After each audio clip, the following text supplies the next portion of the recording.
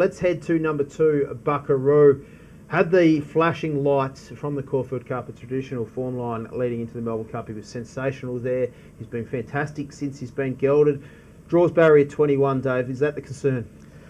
Oh, not really for me in the Cup. I mean, Waller drawn wide's going to go back anyway, and I think, there aren't too many concerns for me with Buckaroo. He's proven this prep that he has taken another step. He did that.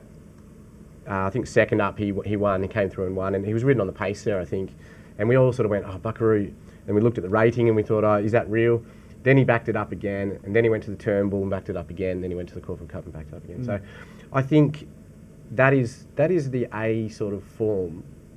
The Turnbull is the form race of the spring that's gone through to the Caulfield Cup.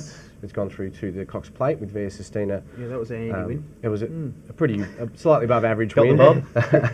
And so I think he deserves his place at the top of the market. I think he deserves to be he's the one to beat on ratings for sure. Yep, that's interesting. So you're the locals who's got the form on the boards. Any concern 3,200? I mean, he's never been tried at it, and so where do you sit with that? Do you mark him down, or do you say he could be better? Where do you sit? Is it horses for courses? I think you certainly can't mark them massively down unless they're not showing strong sectionals at the end of 2,400.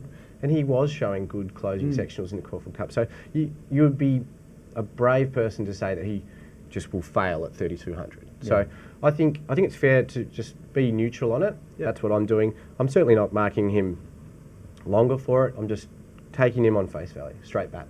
My concern, Moreira, barrier 21 up to 3,200 metres.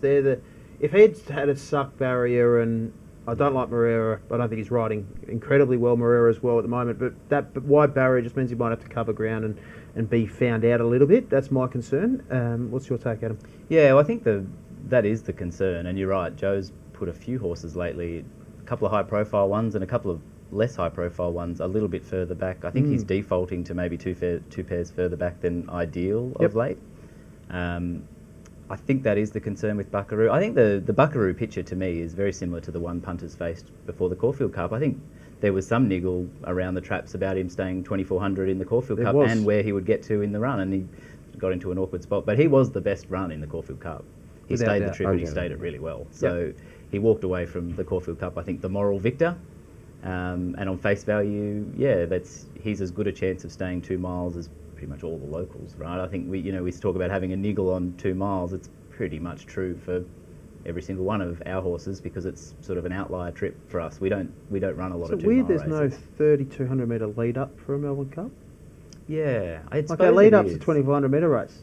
But at the same time, I reckon if they put a 2 mile lead up on, no one would run in it. That's very true. That's very true. So yeah, I think the task for punters is basically the same as the task they faced for the Caulfield Cup, albeit his odds are obviously bigger here because it is a race with far more angles than the Caulfield Cup. But you've just got to grit your teeth and cop that potentially tricky run and where does he get to and does he stay? They're concerns, sure, but he's the top rater by the straight numbers, as you say. He's the ratings horse, and I suppose I sit here as the ratings guy. I'm not gonna bag him, but he's stronger on the ratings than he is on the vibometer.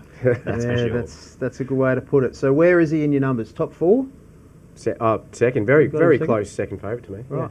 Adam? Yeah, he's at the top, but as I said, it's at the top on pure numbers, but my vibometer's a little bit cold. So I suppose you get... So if they're the same price, your vibometer's leaning towards the toppy, and I have them exactly the same price right up the top there. There you go. That's where I'm at. So I suppose to force a betting angle, or actually I show a bit of value on both of those, but to sort of force the race to be where I want it to be and to play the game how I want to play the game, you don't want to sort of get slavish to your models and to your numbers. So to play the game I want to play, I'll sort of take those two as, okay, these are horses that are at the top of the betting together, push one, find a way to play in this race. So I think I would rather personally be with Vauban than Buckaroo. They're both backable prices around that $7, $7.20 mark. Chances are you're about to lose. For free and confidential support, call the number on the screen or visit the website.